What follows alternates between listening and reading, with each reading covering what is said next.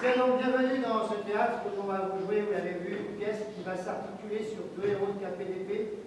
Un premier, Cyrano de Bergerac, on va voir un tout petit peu, et le deuxième, en fait, des combats au sabre laser. Pourquoi ces deux choses? On vous l'a dit, c'est pour les enfants. Nous sommes ravis de jouer pour cette association. Et vous verrez que sur scène, il n'y aura pas que des adultes, il va aussi y avoir des enfants qui participeront à ces deux scènes. Nous vous demandons de rester bien assis là où vous êtes. Prenez toutes les photos que vous voulez, ça ne vous gêne pas du tout, vous les récupérez après, bien évidemment. Restez bien là, dès que on vous faut bouger sur scène. On vous souhaite une très très bonne soirée et on vous dit à tout à l'heure. Merci à vous.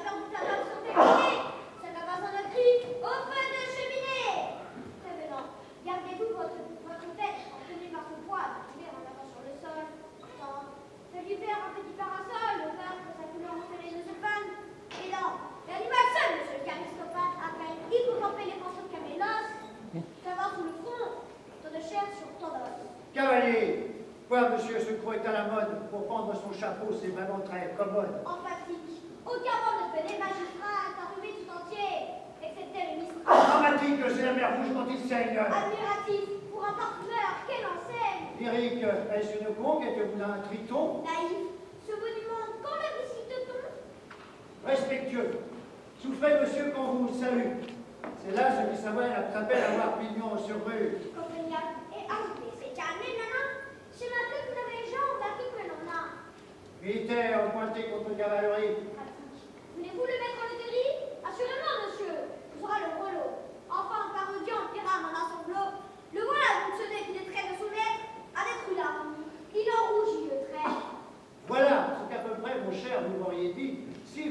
précise un peu de lettres et d'esprit.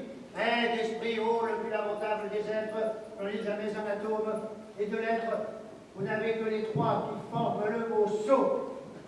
Ces grands airs arrogants, un hobereau qui n'a même pas de gants, qui sort sans ruban, sans bouffette, sans ganse.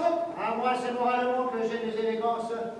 Je ne m'active pas ainsi bien un folquet, mais je suis plus soigné si je suis moins un coquet. Je ne sortirai pas avec par négligence un affront pas très bien lavé. La conscience jaune encore du sommeil dans le coin de son œil, un honneur chiffonné, des scrupules en donne.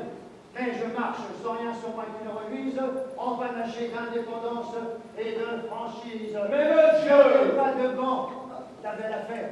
Il m'en restait un seul de très vieil père, lequel m'était d'ailleurs encore fort important. Je l'ai laissé dans la figure de quelqu'un. Marot, faquin, butor de vieux père ridicule. Ah, et nous, Cyrano, Savinien, Hercule et de Bergerac. Bouffon! Aïe! Qu'est-ce qu'on porte qu'il dit? Il faut la remuer car elle s'agrandit. Ce que c'est que tu l'as laissé inoccupé. Aïe! Qu'avez-vous? J'ai déformé dans mon épée. What? Je vais vous donner un petit coup charmant. Poète! Oui, monsieur poète est tellement qu'en ferraillant, je vais à l'improvisage vous composer une balade. Une balade. Vous ne vous doutez pas de ce que c'est, je crois. La balade donc se compose de 3 couplets de l'hiver égales en voix de 4. Je vais tout ensemble enfermer et me battre et vous toucher, monsieur, au dernier vers. Non! Non! Balade du duel, colleté de Bourguignon. Monsieur de Bergerac qui est avec un bélître. Qu'est-ce que c'est que ça, s'il vous plaît? C'est le titre. Attendez, je choisis les rimes. Là, j'y suis. Ah. Je jette avec grâce mon feutre. Je fais lentement l'abandon du grand manteau qui me calfeutre et je tire mon espadon. Élégant comme Céladon, agit comme Scaramouche de mon premier intermédiaire car à la fin de la voix, je touche. Oh!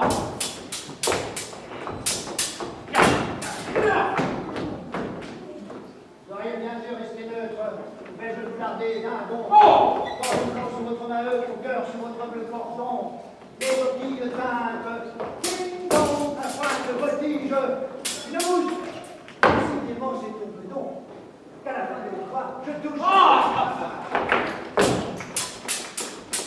Allez, viens, oui, viens, viens.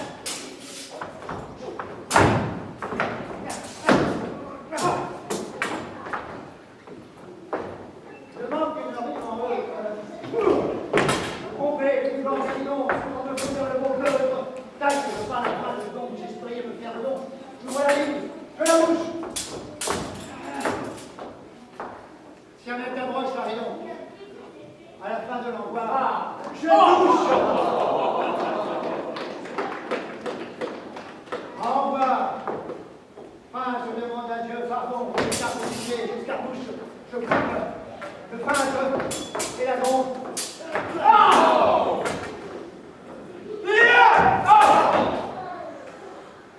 À la fin de l'envoi, je touche. Bravo! Compliment, ça va mieux. Insensé, monsieur! Si je puis me permettre, mais tout à fait très bien, et je crois me connaître. J'ai du reste exprimé ma joie en efficace. Comment appelle-t-on ce jeune homme? D'Artagnan!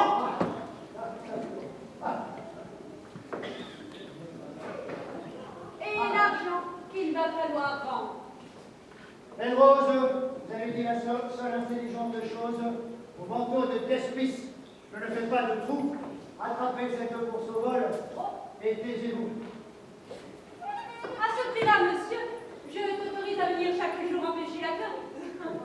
Balayez, n'étayez pas, nous reviendrons après notre repas. Pas loin.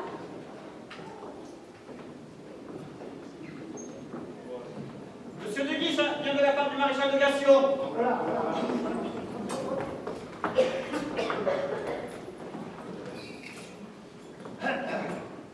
Allez. Qui tient à vous demander son admiration pour le nouvel exploit dans le premier de cours. Votre carrière avance de beaux exploits déjà. Vous servez chez ces fous de garçons, n'est-ce pas? Cadet, oui. Tous ces messieurs, à la mine hautaine, ce sont donc... Ce sont les cadets de Gascogne, de Carbon, de Castel, Jaloux. Traiteurs et menteurs sans vergogne. Ce sont les cadets de Gascogne. En blason, l'Andelle, Massol, tous minobles de les filous. Ce sont les cadets de Gascogne, de Carbon, de Castel-Jaloux.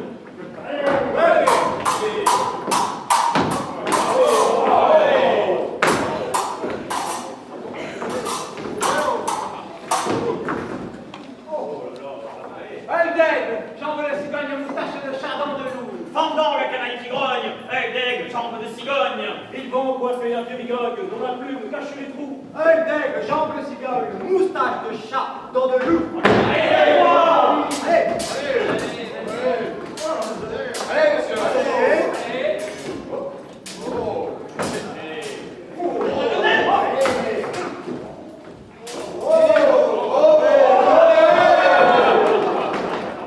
Percevez les cassetrognes, sur leur sobriquet les plus doux. De gloire, le rhin des ivrognes, perce-le-nez les cassetrognes. Dans tous les endroits où l'on cogne, ils se donnent des rendez-vous. Percevez les cassetrognes, sur leur sobriquet les plus doux.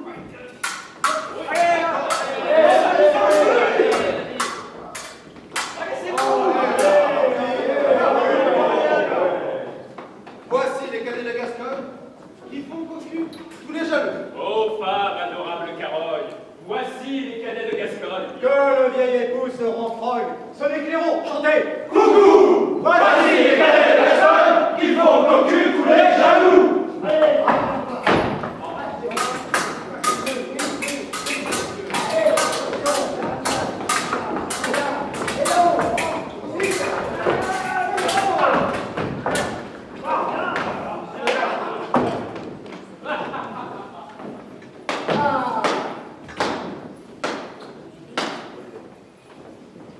Un poète est un luxe aujourd'hui qu'on se donne.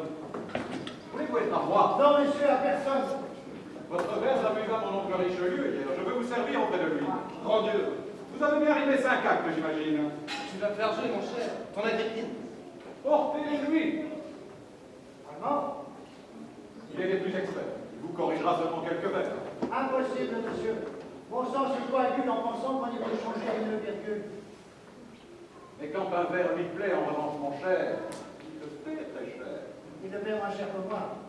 Lorsque je fais un vers et que je l'aime, je me le fais en me le chantant à moi-même. Vous êtes fier. Vraiment? Vous l'avez remarqué?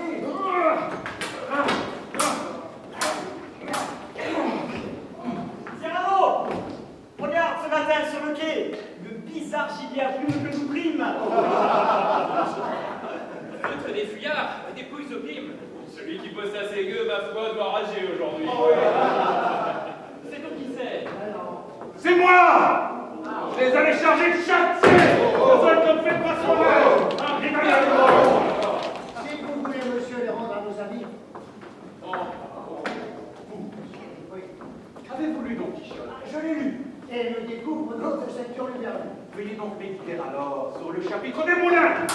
Chapitre 13. Car lorsqu'on les attaque, il arrive souvent Ça s'appelle les gens qui courent à tout vent. qu'un moulinet de notre embrun, chargé de toile, vous lance un coup. Car dans les étoiles. Ma chaise me porte à chemin!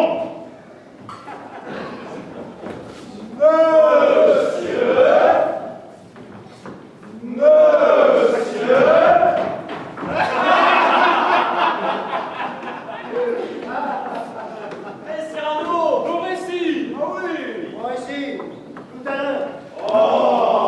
Allez, tout à l'heure.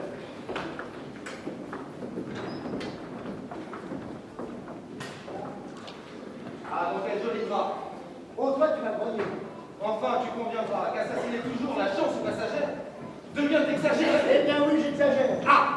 Mais pour le principe et pour l'exemple aussi, je trouve qu'il est bon d'exagérer ainsi. Si tu laissais un peu ton âme nous se faire, la fortune et la gloire. Que faudrait-il faire? Chercher un protecteur puissant, prendre un patron, et comme un air obscur qui sait combien d'un tronc s'en fait un tuteur en lui léchant l'écorce, grimper par ruse au lieu de s'élever par force? Non merci. D'aider tout comme ils le font des verbes financiers, se changer en bouffon dans l'espoir vil de voir aux lèvres d'un ministre naître un sourire, enfin qui ne soit pas sinistre. Non merci. Déjeuner chaque jour d'un crapaud, avoir un intrussé par la marche, une peau au lieu qui devient sale, exécuter des tours de souplesse dorsale. Non merci. De pousser de chiron en chiron, devenir un petit grand homme dans un mot, et naviguer avec des mains de gaulois et dans ses voiles des soupirs de vieilles dames. Non merci. Chez le bon éditeur Cercy, faire éditer ses vers en payant. Non merci. Ça les faire ne nommer pape par des conciles que dans des cabarets tiennent des imbéciles.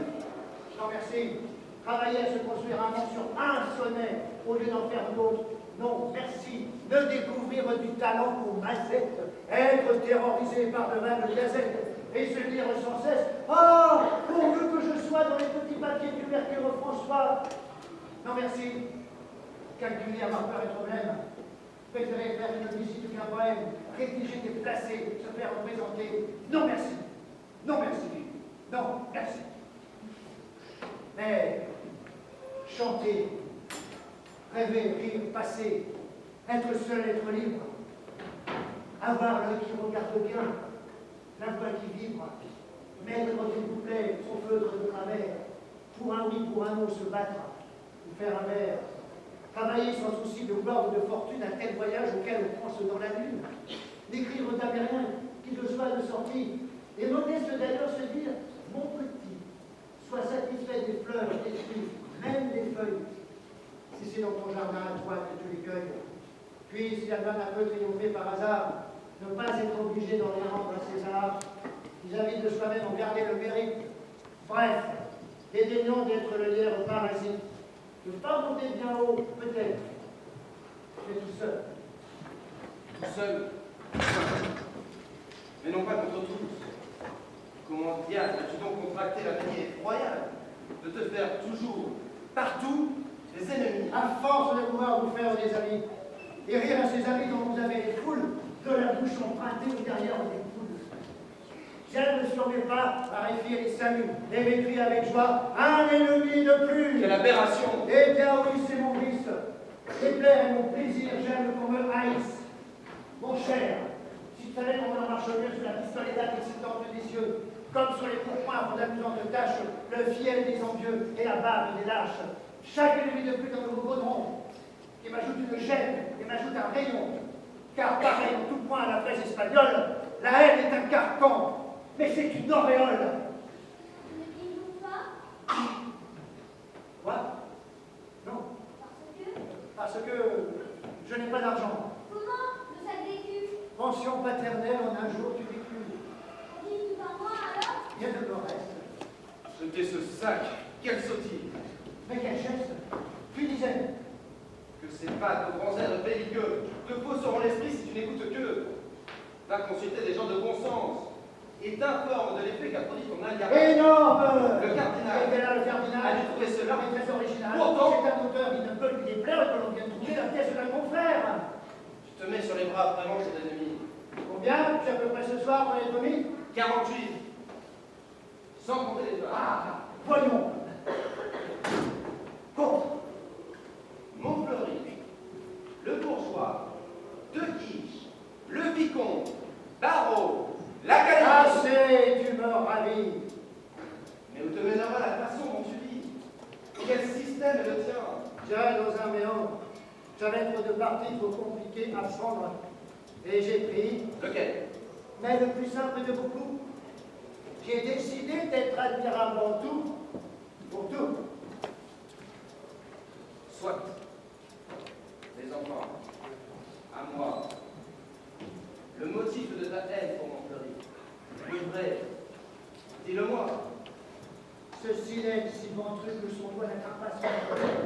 Pour les femmes encore se croient un coup péril, et leur fait cependant qu'en jouant le grenouille, des yeux de carpe, avec ses gros yeux de grenouille. Et je le hais, depuis qu'il se permit un soir de poser son regard sur celle. Ah, j'ai cru voir glisser sur une fleur une longue limace. Comment? Serait-il possible que j'aimasse? J'aime. Peut-on savoir? Tu ne m'as jamais dit. Qui j'aime? Réfléchis, voyons. Il m'interdit le rêve d'être aimé même par une lettre. Ce nez qui n'incarne malheur en tout lieu me précède. Alors moi je me dis, mais cela va de soi. J'aime les efforcer, la plus belle qui soit. Tout simplement qui soit au monde. La plus brillante, la plus fine, la plus longue. Mais mon Dieu, quelle est donc cette femme? Un danger mortel sans le pouvoir exquis sans y penser. Un piège de nature, une rose de muscade pour laquelle l'amour se tient en enthousiasme. Qui connaît son sourire, a connu le parfait. Elle fait de la grâce pour rien. Elle fait tenir tout le divin dans un geste quelconque, et tu ne saurais pas venir marcher en compte. Dis-toi, Diane, marcher dans les grands bois fleuris, comme elle monte en chaise et marche dans Paris. Je comprends. C'est clair. C'est diaphane. Magdeleine le revoir, ta cousine. Oui, Roxane. Eh bien, mais c'est tout mieux. Tu l'aimes. Dis-le lui. Regarde-moi, mon cher. Et dis quelle espérance, moi, de me laisser cette protubérance. Oh, je ne me fais pas d'illusions larmeuses. Oui, quelquefois, je m'attendris dans le soir bleu. J'entre en quelques jardins au bord de ce parfum. Avec mon pauvre gros diable de nez, je lume la bride. Je suis des yeux dans un rayon d'argent au bras d'un cavalier, quelques femmes en songeant que pour marcher à petit pas dans de la lune, aussi, moi, j'aimerais au en avoir une. Je m'exalte, j'oublie. Et j'aperçois soudain l'ombre de mon profil sur le mur du jardin. Mon ami. Mon ami, j'ai de mauvaises heures à me sentir. Parfois tout seul. Tu pleures? Ah non, cela jamais. Non, je serais trop laid si le long de ce nez de larmes coulait. Je ne laisserais pas qu'on peut s'en remettre, la divine beauté des larmes se commettre avec tant de laideur grossière. Vois-tu bien, les larmes, il n'y a plus rien sublime, plus rien. Et je n'aurais pas déscolariser une seule par mois ridiculisée. Bah, ne t'attriste pas. L'amour n'est que hasard. Non, j'aime Cléopâtre. Cléopâtre se jette dans César. J'adore Bérénice et Jasper Tite. Mais ton courage, ton esprit. Roxane elle-même toute blême à ce conduire. Toute blême. Son cœur et son esprit, déjà, sont étonnés. Oh! Et lui parle. Afin qu'elle m'aurait au nez. Non, c'est la seule chose au monde que je craigne. Monsieur, on vous demande, Ah mon Dieu, cette reine. de son vaillant cousin, on espère savoir si l'on peut en secret le voir. Me voir. On a des choses à vous dire. Des choses. Ah mon Dieu. On ira demain au Primrose d'Aurore, où il y en a messe à Saint-Roch. Ah mon Dieu. En sortant, peut-on déposer un chose? Ouh. Ah mon Dieu. Dites vite. Je cherche. Où? Chez Ragueneau, le pâtissier. Une pêche? Oui, ah mon Dieu. Oui, Saint-Honoré. On ira. Soyez-y. 7 heures. J'y serai. Moi, tel un rendez-vous. Eh bien, tu n'es plus triste. Ah, faut pas que ce soit si que j'existe. Maintenant, tu vas être calme. Maintenant, mais je vais être frénétique et fulminant. Il me faut l'armée entière à déconfire. J'ai 10 cœurs, j'ai 10 bras. Il ne peut me suffire de pourfendre des nains. Il me faut des géants. Cyrano, Quelle ça? une énorme grippe qu'on t'apporte. Hier, qu'est-ce qu'il aille? Je peux rentrer chez moi. Quoi? Ouais. Un billet m'a averti. Son tombe contre moi. À cause de chansons. Grand danger me menace. Porte de nerf. Il faut pour rentrer que j'y passe. Permets-moi donc de dormir sous ton toit. Quand Tom m'a dit, tu coucheras chez toi. Mais- Prends cette lanterne et marche. Je te jure que c'est moi qui ce soir ferai ta couverture. Sans Tom. Ce soir, il ne m'en faut pas moins. Vous, suivez à distance et vous serez témoins. Mais pourquoi Voilà les protéger brefs ivrognes. cet ivrogne banal? Parce que cet ivrogne, ce tonneau de muscat, ce fulgure solide, fit un jour quelque chose de tout à fait joli. Au sortir d'une messe ayant, selon le rite, dit ce qu'il aimait prendre de l'eau bénite, lui que l'eau fait sauver, courut au bénitier, se pencha sur sa pompe et le but tout entier. Tiens, c'est gentil cela. Venez tous, le docteur, Isabelle, Léandre, tous, car vous allez joindre les saints charmantes et folles, la farce italienne à ce drame espagnol, à la porte de l'heure. À la porte de l'heure. À la porte de l'heure.